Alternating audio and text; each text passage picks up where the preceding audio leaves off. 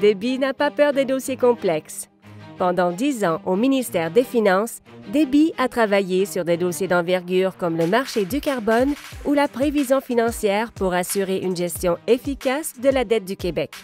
Ce qui la passionne, c'est de faire une vraie différence dans la vie des gens. Depuis 2017, je suis directrice de l'enseignement et de la recherche universitaire au ministère de l'Éducation et de l'Enseignement supérieur. Je coordonne une équipe d'une vingtaine d'employés multidisciplinaires, puis on vient en soutien au réseau universitaire qui compte 18 universités québécoises. L'équipe est interpellée par une multitude de dossiers qui touchent au réseau universitaire.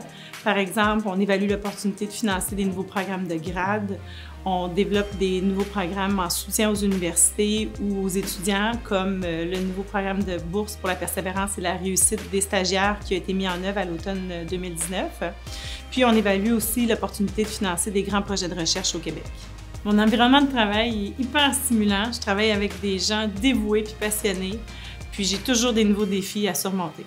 Le ministère de l'Éducation et de l'Enseignement supérieur comprend environ 1400 employés qui coordonnent un vaste réseau au service de 1,3 million d'étudiants, dont 300 000 au niveau universitaire.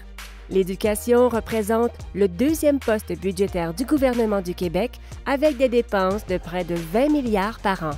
Un des enseignements de la science économique, c'est que les principaux moteurs de la croissance sont l'innovation technologique et le capital humain. Les universités, par leur mission d'enseignement et de recherche, sont au cœur de cette croissance.